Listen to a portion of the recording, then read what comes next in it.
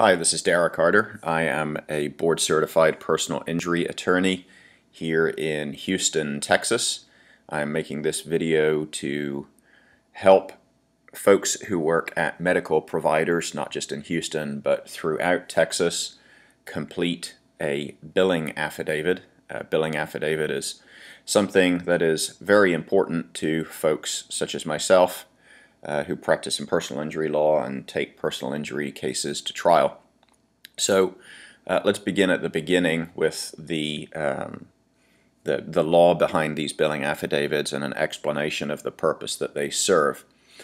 The reason personal injury attorneys ask medical providers for a billing affidavit is to meet an evidentiary requirement under the law and to have the basic or minimum level of proof necessary to present those bills to a jury and recover money for those medical bills for the client at trial if the case goes that far. There is a statute. It is, as you can see here, Chapter 18 of the Texas Civil Practice and Remedies Code. And you can see here the subheading is documentary evidence. The part of the statute that I want you to focus on is section 18.001B. And what it says is that if the person bringing the claim is able to obtain and file within the appropriate time an affidavit that the amount that was charged for the medical treatment they received was a reasonable charge at the time and place of service was provided, then that is sufficient to support an award of those medical bills by a judge or a jury. So let me explain that a little bit further. A person bringing a personal injury claim cannot just show up at trial with copies of the bills, put those into evidence, and have the jury award that amount. There has to be some evidence that the amount that the medical provider charged for a particular service was a reasonable charge. Now, of course, charges are going to vary from one provider to another, and that's fine. But in order to even get the bills into evidence, there has to be a properly completed billing affidavit that is presented to the other side, the defense attorney, within the appropriate time frame. So aside from these billing affidavits being something that must be completed correctly, they also have to be filed within certain deadlines. So these are important to the person bringing the claim. They're important to the person's attorney. And frankly, if the medical provider wants to be paid out of the proceeds of the claim, then they're important to the medical provider as well. And that's commonly the case if the treatment is all under a letter of protection where the entire balance is being held until the case gets resolved one way or another. So that's a little bit of background on the law behind these billing affidavits and why personal injury attorneys ask medical providers to complete them.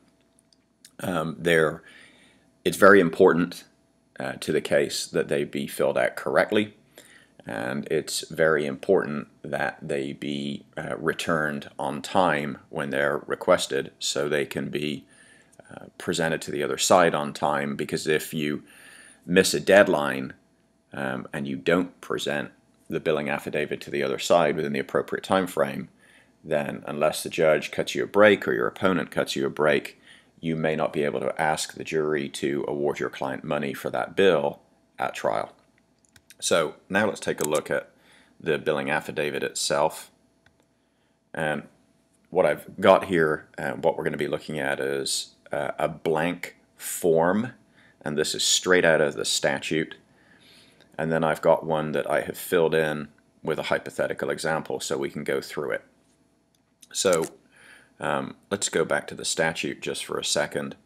And the language that you just saw in the affidavit there, it is straight out of the Civil Practice Remedy Code, you can see here that the statute provides a form, so that's where that language came from. Let's go back to the form. All right, so where would you get one of these? Well, typically if the attorney's office is asking the medical provider to fill out a billing affidavit, then they will be able to send you this blank form where all you've got to do is fill in the blanks. The example that I've used is typed in, but it can absolutely be handwritten in by the medical provider, and in fact it usually is. So most likely you will get something that looks like this from the attorney's office for your billing custodian to fill in. If you were not provided with one, not sure where to get it and you'd like one, then whatever attorney's office is asking you for one, just say, hey, can you send me the form? And I'm sure they'll be able to do it. All right, so let's take a look at an example of a billing affidavit that's been completed, and we're going to go blank by blank so I can explain what to fill in and where. And as you can see, the blanks that I filled in this example, I filled in red. So let's begin at the very beginning up here. We've got affidavit of records, custodian of, and then you put in the name of the medical provider. And in this case, I've used a fictitious medical provider called Orthopedic Specialists of Houston. So that's what goes in that blank at the top. Next, the county. You just fill in here the county where the affidavit is being signed. Before me, the undersigned authority personally appeared, and here is where you would fill in the name of the person who is the custodian of records for the medical provider. Custodian of records is a fancy way of saying the person who has some or all of the responsibility for keeping records for that medical provider. So in this case I've used Sophia Cruz, I just made up a name. Before me, the undersigned authority personally appeared Sophia Cruz, who, being by me duly sworn, deposed as follows. My name is Sophia Cruz. You fill in the name of the custodian. I am of sound mind and capable of making this affidavit and personally acquainted with the facts herein stated. I am a custodian of records for Orthopedic Specialists of Houston. Fill in the name of the provider right there.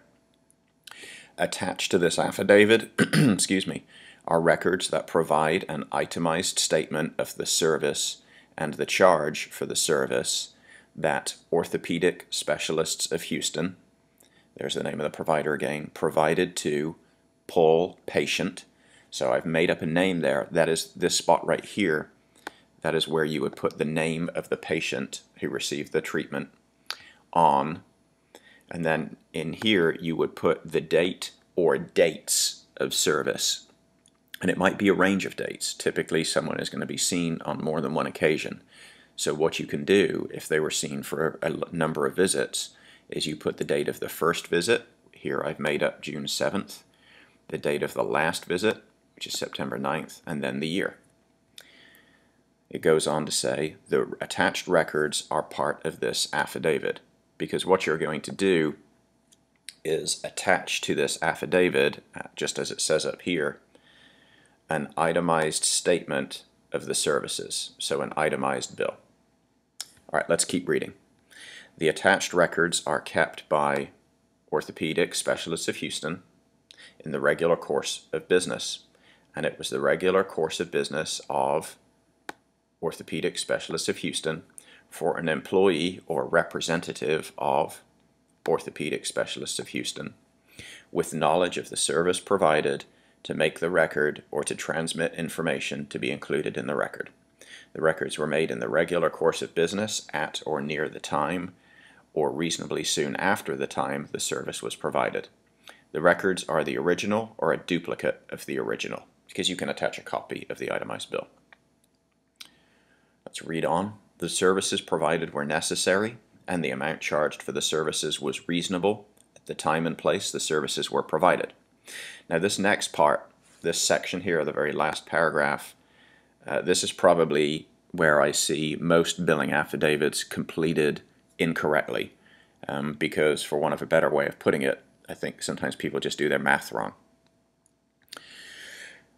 The total amount paid for the services was, then an amount goes in here. The amount that you should put in there is the amount that you, the medical provider, have been paid by any source, whether it was paid by the patient out of pocket or whether it was paid by health insurance. But any money that you have been paid for the services between these dates that you're identifying up here needs to go into this blank right here. Paid by insurance, paid by the patient, doesn't matter. Whoever, if it was paid to you, you put total that amount up and put it in here. The answer to that question may be 0. If all of the treatment was done under a letter of protection and nothing has been paid yet, then the answer may be 0. Let's read on. And the amount currently unpaid, but which Orthopedic Specialists of Houston has a right to be paid after any adjustments or credits is, and in this case I put in here $200. So the amount that you would put in here is any amount that you can still collect from the patient for the services rendered. And again, if it's under a letter of protection, this may be, the amount in here may be the full balance, the full amount that was charged, because if nothing has been paid, if up here is a 0, then the full balance is still owed, so that's what you would put right here. If you're not sure, just call the attorney who's asking you to fill out the affidavit and ask them how you should handle this part. All right, and then down here, this is standard stuff really for an affidavit. You can see here that our fictitious custodian of records, Sophia Cruz, has signed here. Then the date would be filled out that it was signed in the presence of a notary. The notary will sign it, and then the notary will fill in their details down here, and probably somewhere over here they'll put their notary stamp. And at that point, once the itemized bills are attached to this affidavit, then that is a valid billing affidavit, and the attorney has what they need to present the bills at trial. The reason that this statute that we looked at, section 18001, was enacted was because without it, in order to prove up as reasonable and necessary the bills for a medical provider, the attorney would have to call each individual medical provider to testify at trial or take their deposition.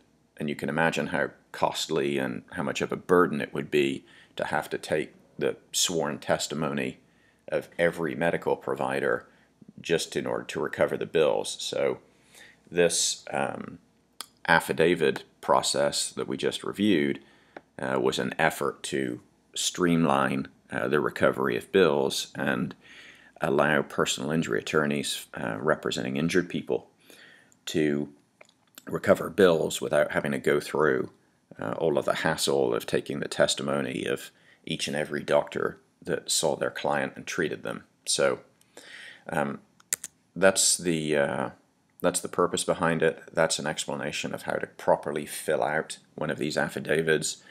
It's very important, again, and I know I'm beating a dead horse, but it's very important that these be filled out correctly the first time and returned on time to the attorney representing the injured person so they can recover those bills for their client at trial. Hopefully this has been helpful. If you have any questions about this video, or really, for that matter, about personal injury stuff generally, you are welcome to give me a call. You can find my information on my website, which, as you can see here, hopefully, is daracarterlaw.com. Thanks for watching. Hope this has helped.